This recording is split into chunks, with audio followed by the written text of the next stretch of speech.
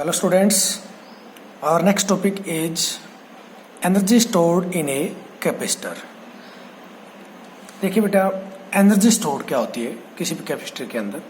हमने क्या लिखा है यहाँ पर, the amount of work required to deposit और store charge on a capacitor is called energy stored in the capacitor and it is in the form of electric field.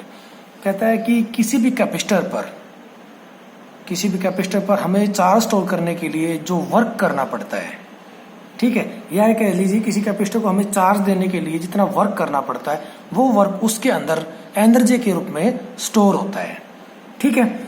और ये जो एनर्जी होगी ये किसकी फॉर्म में होगी, इन the form of electric field. देखिए, इस बात को समझने के लिए हम क्या करते हैं, यहाँ पर एक पैरेलल प्लेट कैपेसिटर ले लेते हैं बेटा, ठीक है। ये पैरेलल प्लेट कैपेसिटर है और इस पैरेलल प्लेट कैपेसिटर को हमने क्या कर दिया, एक बैटरी से कनेक्ट कर दिया। इसकी एक प्लेट को बैटरी के पॉजिटिव से और दूसरी प्लेट को बैटरी के नेगेटिव से कनेक्ट कर दिया, ठीक है। तो जब इसको हम बैटरी से कनेक्ट करेंगे तो इस प्लेट के अंदर, जो प्लेट बैटरी की पॉजिटिव से जुड़ी है, इसके अंदर जो फ्री इलेक्ट्रॉन्स होंगे वो इलेक्ट्रॉन्स मूव करना शुरू कर देंगे। किधर मूव करेंगे, बैटरी के पॉजिटिव की तरफ, ठीक है। और बैटरी से जो इलेक्ट्रॉन्स किधर मूव करेंगे, इस प्लेट की तरफ, ठीक है। तो कहने का मतलब क्या है, यहाँ पर इलेक्ट्रॉन्स ट्रांसफर होते हैं एक प्लेट से दूसरी प्लेट, और ये काम कौन करता है यहाँ पर, बैटरी। यानी कि बैटरी को इलेक्ट्रॉन्स को इस प्लेट से इस प्लेट तक मूव कराने के लिए कुछ वर्क करना पड़ता है, ठीक है। यही वर्क इस बैटरी के अंदर एनर्जी के रूप में स्टोर होता है।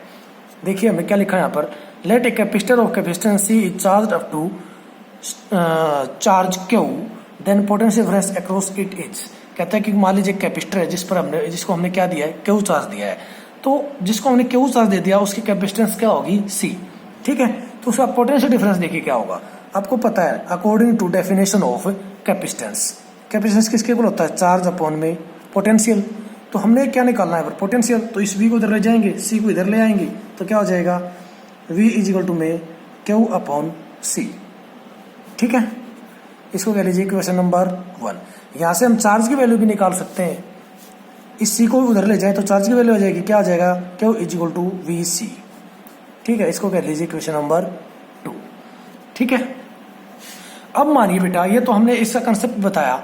अब मानिए कहता है कि हमें उस कैपेसिटर को, ठीक है, जैसे ही हम क्या करेंगे, इस कैपेसिटर को बैटरी से कनेक्ट करेंगे, इसकी दोनों प्लेट के बीच में एक पोटेंशियल डिफरेंस क्रिएट हो जाएगा V, ठीक है। इस पोटेंशियल डिफरेंस की वजह से हमें, जब हम इसको चार्ज देंगे तो उस चार्ज पर हमें क्या करना पड़ेगा, कुछ वर्क करना पड़ेगा, ठीक है। और ये V पोटेंशियल किसके इक्वल आया है, इधर Q/C के इक्वल आया है। तो जैसे जैसे हम इसको चार्ज देते जाएंगे इसका पोटेंशियल इंक्रीज होता चला जाएगा, ठीक है। और ज्यादा चार्ज देने के लिए हमें उस चार्ज के ऊपर कुछ वर्क करना पड़ेगा इसके पोटेंशियल के अगेंस्ट, ठीक है। वो वर्क इस कैपेसिटर के अंदर किसके रूप में स्टोर होगा, एनर्जी के रूप में स्टोर होगा, ठीक है। तो देखिए हम लिखते हैं, if A small amount of charge,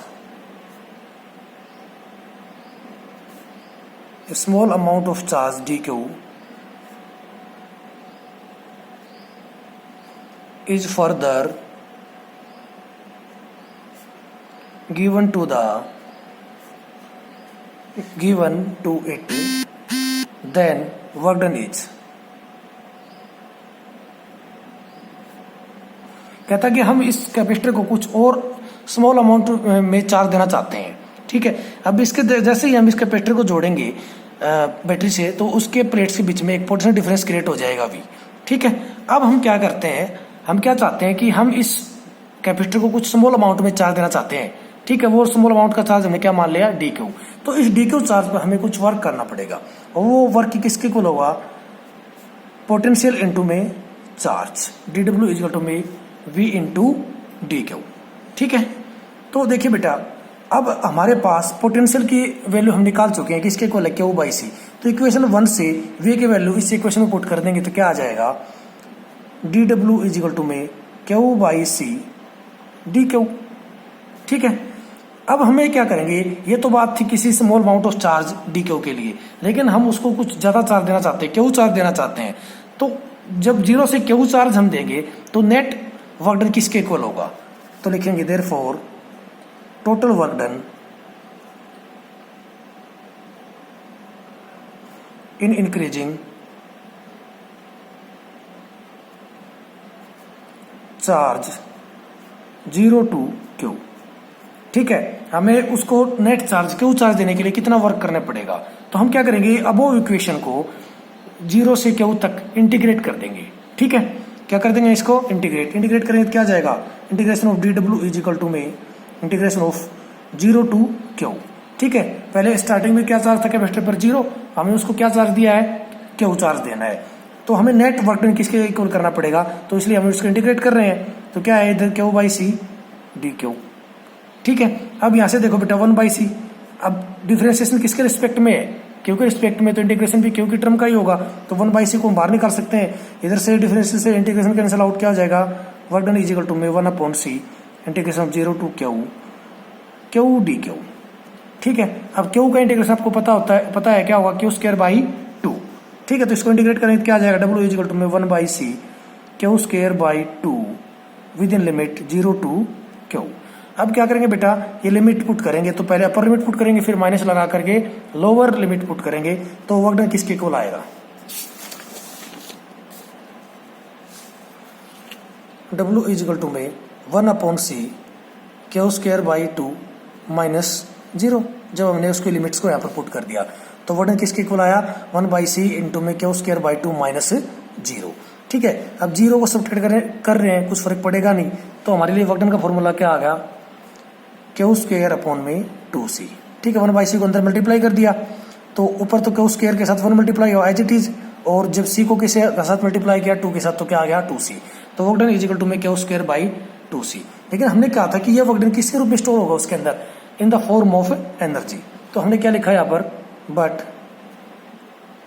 this work done is energy stored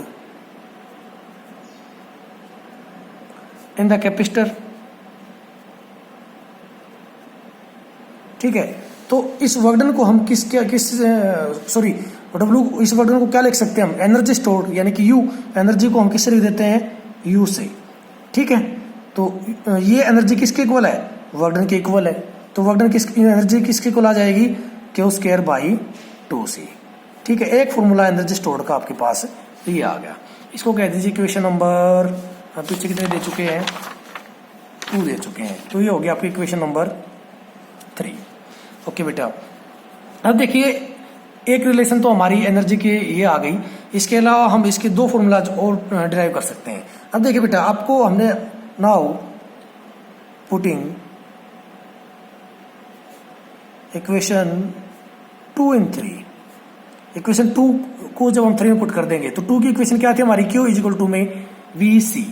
ठीक है, चार्ज किसके इक्वल होता था, पोटेंशियल इनटू में कैपेसिटेंस, तो इस वैल्यू को हम थर्ड इक्वेशन के अंदर Q की जगह पुट करेंगे तो एनर्जी स्टोर्ड क्या आ जाएगी, या एनर्जी क्या आ जाएगी, V बाई सी का होल स्क्वायर अपॉन में 2c।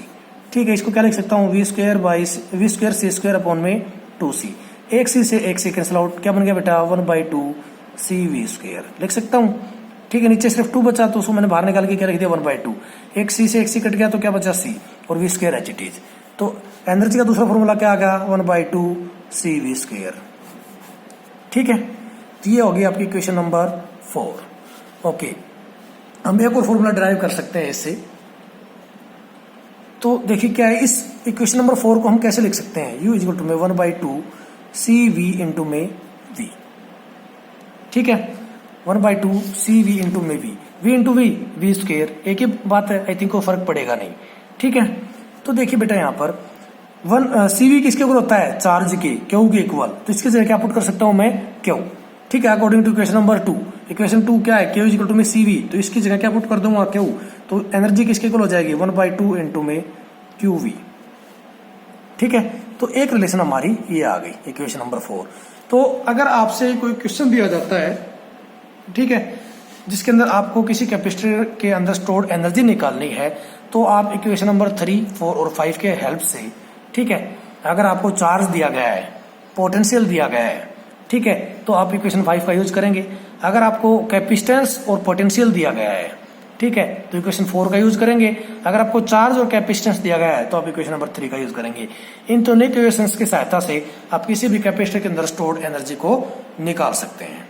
ठीक है बेटा, तो ये थी हमारी expression for energy stored in a capacitor. Thank you.